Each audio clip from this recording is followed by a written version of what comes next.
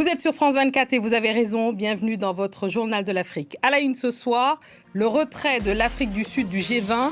L'annonce a été faite au Forum mondial de Davos, une décision motivée pour éviter une crise diplomatique avec les Américains de la part de Pretoria. Décryptage à suivre dans cette édition. À l'occasion de la journée mondiale contre la lèpre, une maladie qui touche encore 4 millions de personnes dans le monde, reportage en Côte d'Ivoire, dans un institut qui lutte contre cette maladie infectieuse et ses séquelles. Et notre focus de ce dimanche soir s'intéresse à la ZLECAf, la zone de libre-échange continentale avec un marché de 1,3 milliard d'habitants en fait de fait la plus grande zone de libre-échange au monde. 5 ans après son entrée en vigueur, la ZLECAf revient au centre du jeu, notamment à Davos, avec la promesse d'un marché commun, les espoirs d'une industrialisation panafricaine, mais aussi des lenteurs, des blocages, des rapports de force mondiaux. Nous en parlons avec l'économiste et spécialiste des politiques panafricaines, Martial Zebelinga. On ouvre ce journal par l'Afrique du Sud qui se retire temporairement du G20. L'annonce a été faite la semaine dernière lors du Forum mondial de Davos. Le gouvernement dit vouloir éviter une crise diplomatique avec les Américains. Vous le savez, les relations entre Pretoria et Washington sont au plus bas. Rappel des faits, Clémence Valère.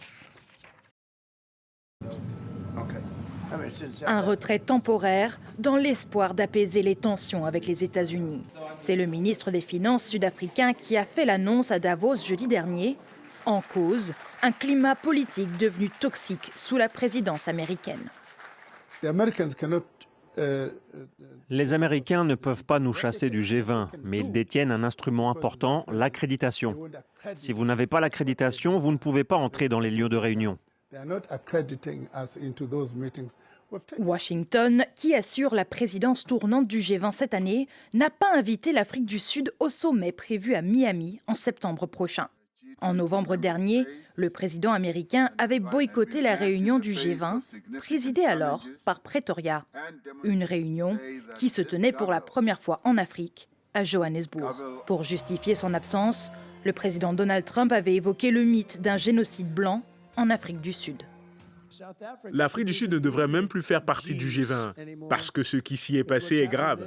Je leur ai dit que je ne viendrai pas. Je ne vais pas représenter notre pays là-bas. De son côté, le président Cyril Ramaphosa avait dénoncé une campagne de désinformation contre son pays. L'année prochaine, le G20 passera sous présidence britannique. Pretoria espère retrouver un climat diplomatique plus apaisé et ainsi revenir à la table des 20 plus grandes économies mondiales. Direction le Soudan où la capitale Khartoum est en plein travaux après 3 ans de guerre. Reconstruction, opération de déminage, les autorités locales souhaitent un retour rapide à la vie normale. Fouillons les décombres qui jonchent le sol de la capitale soudanaise. Ces hommes tentent de faire place nette. Après 3 ans de guerre civile, les autorités de Khartoum ont lancé plusieurs projets de déblayage et de reconstruction pour faire renaître la ville de ses cendres. Bâtiments criblés de balles, infrastructures dévastées, le chantier est titanesque et l'économie locale en ruine. Lorsque la guerre a éclaté, nos entrepôts étaient pleins de marchandises et les magasins étaient également bien approvisionnés. Ces marchandises ont été pillées et nous avons tout perdu. Parmi les chantiers prioritaires, la remise en état des hôpitaux. Une quarantaine des 120 hôpitaux privés et publics de Khartoum, fermés pendant la guerre, ont déjà repris leurs activités, selon le réseau des docteurs du Soudan. L'hôpital Bari, comme d'autres bâtiments et infrastructures gouvernementaux, a subi des dégâts à hauteur de 70%. Les dégâts les plus importants à l'hôpital concernent son système électrique. Tous les transformateurs et câbles à l'intérieur de l'établissement ont été détruits.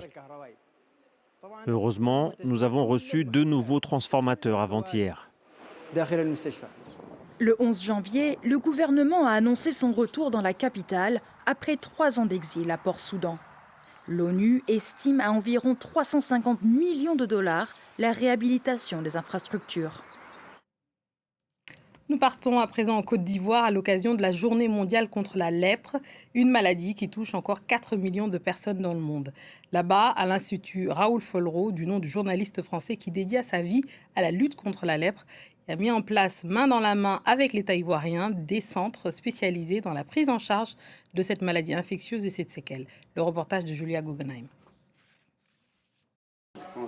Avant d'arriver dans ce centre spécialisé dans la prise en charge de la lèpre, Conan a traversé 10 années d'errance médicale et de stigmatisation. Mes doigts là déjà, quand les gens voyaient ça, ils ont commencé au moins à me critiquer dans mon dos. Bon, quand je passe, je sais que les gens parlaient de moi.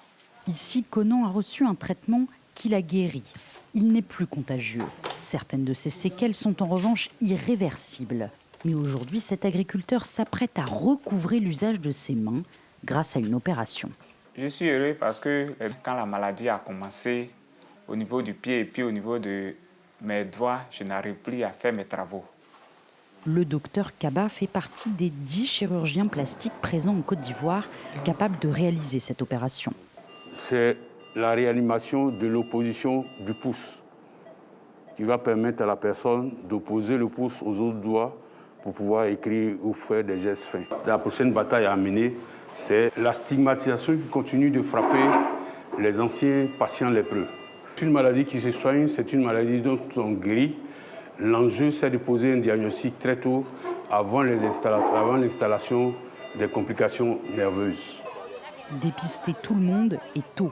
C'est l'objectif d'un programme national de dépistage actif, alors que l'OMS n'avait recensé que 584 nouveaux cas en 2024. Les infirmiers examinent les habitants de ce village à la recherche de petites taches blanches insensibles, premier symptôme de la lèpre. Effectivement, il y a un sous-dépistage parce qu'avant le démarrage de ce projet, je prends l'exemple du district sanitaire, les districts sanitaires de Guinwa 1, Guinwa 2, on dépistait en moyenne 50 cas dans ces deux districts chaque année. Mais lorsque nous avons démarré ce projet, nous avons dépisté 176 nouveaux cas de lèpre dans les deux districts de Guinwa. La Côte d'Ivoire, qui espère éliminer la maladie d'ici 2030, mène ce dépistage dans la totalité des villages des 10 districts sanitaires les plus touchés par la maladie. On passe à notre focus de ce dimanche soir. On s'intéresse à la ZLECAf, la zone de libre-échange continentale africaine, au menu des discussions à Davos cette semaine, souvent présentée comme le plus grand accord commercial au monde et censé incarner une nouvelle ambition. Quel reste-t-il des promesses initiales? Quelles conditions concrètes pour en faire un levier de souveraineté économique? Notre invité de ce soir va répondre à ces questions. Il est économiste, chercheur, indépendant et spécialiste des politiques panafricaine, Martial Zebelinga. Merci et bienvenue dans le JTA. Merci. On est content de vous avoir, en particulier ce soir. Plaisir Alors, partagé. Davos 2026 a remis la ZLECAf au centre. Pourquoi cet accord revient-il en force cette année? Expliquez-nous. Alors, il y a plusieurs raisons. La première raison, c'est que le secrétariat de la ZLECAf s'est démené pour se faire entendre. Donc, il a quand même Un très bon lobbying. actionné un certain nombre de réseaux pour se faire entendre, et c'est tant mieux pour lui. La deuxième raison, probablement, c'est qu'il y a plusieurs changements. On est vraiment à un moment où, d'un point de vue commercial, il y a des grandes mutations, il y a des insécurités, il y a des attentes changeantes, avec notamment la nouvelle logique des tarifs plus ou moins réciproques, plus ou moins guerriers, plus ou moins belliqueux, voire bellicistes. Donc cette logique-là fait en sorte que de plus en plus d'acteurs se posent des questions de relocaliser leur activité, etc. Ça peut redonner de l'attractivité à l'Afrique. Troisième élément assez important, c'est qu'on est au cœur de changements technologiques. On sait qu'aujourd'hui, les matières premières dites critiques, par exemple, celles qui permettent la transition numérique, celles qui permettent de développer l'électronique, celles qui permettent aussi de produire beaucoup dans l'industrie de l'armement, elles sont localisées entre autres en Afrique.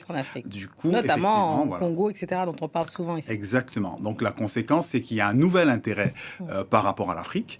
Et on pourrait comprendre que le secrétaire de la ZLECAf se démène pour se faire entendre à Davos, même si à titre personnel, je ne suis pas sûr que ce soit le meilleur endroit pour discuter de ces questions-là, des questions africaines, d'un point de vue africain. D'un point de vue africain, vous avez raison.